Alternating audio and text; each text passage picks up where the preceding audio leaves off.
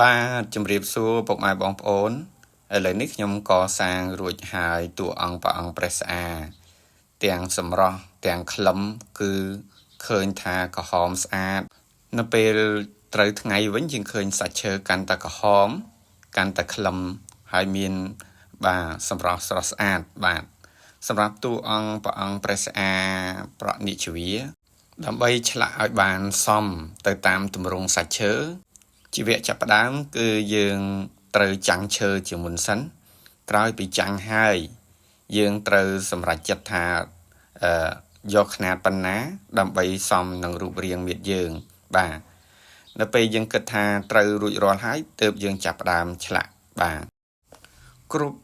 នៃរូបចម្លាក់ទាំងអស់មុននឹងយើងឆ្លាក់យើងត្រូវតែធ្វើកិច្ចបាទរំលឹកដល់គុណគ្រូរួចរាល់ហើយទើបបានយើងឆ្លាក់បាទហើយសម្រាប់តួអង្គមួយអង្គគឺត្រូវការពេលវេលាទៅតាមរូបទៅតាមប្រភេទសាច់ឈើបាទដូចជាតួអង្គព្រះអង្គព្រះស្អាបាទគឺយើងត្រូវការពេលវេលារៀងយូរបន្តិចដោយសារមានតួអង្គមានក្បូរក្បាច់មានម៉ូដច្រើនបាទព្រោះលោកមានទ្រង់គ្រឿងនិងមានតួនាគបាទរចនាបថព្រះអង្គប្រនិជវាទ្រង់គ្រឿងគឺមានការគ្រប់គ្រងបាទពីសំណាក់ពុកម៉ែបងប្អូនបានច្រើនហើយក៏មានការកសាងហ្នឹងខ្ញុំក៏បានកសាងបានច្រើនមកដែរបាទចូលមកដល់និយាយវគ្គតាក់ទងនឹងតួអង្គព្រះអង្គព្រះស្អាខ្ញុំក៏បានទទួលការចេះដឹងខ្លះពីចាស់ទុំបាទម្ចាស់ព្រឹទ្ធាចារ្យដែលលោកតែងតែប្រាប់ថាបាទនៅក្នុងផតកັບនេះគឺមួយផែនដីយើងនេះគឺមានតួព្រះអង្គ5អង្គបាទ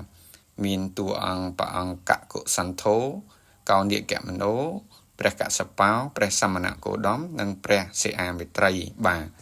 នឹងត្រូវបានត្រាស់ដឹងនាពេលអនាគតនាងនេះបាទ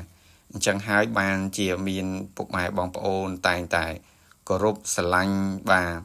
តួអង្គព្រះអង្គព្រះសិអាបាទទៅតាមឧបនិស្ស័យមានការកសាងជាຂະຫນាតបតោកជាຂະຫນាតអាសនៈទៅតាមសទ្ធាជ្រះថ្លារបស់គាត់នឹងហើយក្រោយពីយើងសាងរួចហើយយើងត្រូវការថែទាំប្រេងព្រោះថាគ្រប់ឈើទាំងអស់មិនថាឈើក្លឹមបាទឬឈើបញ្ញាក្អែកឬឈើណាមួយទេគឺយើងថែទាំដោយប្រេងហើយម្យ៉ាងវិញទៀតនោះគឺ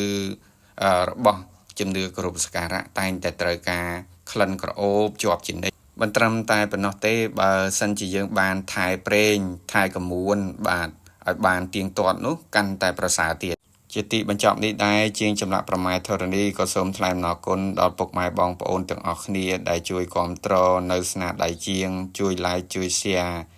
បាទសូមអរគុណសូមជម្រាបលា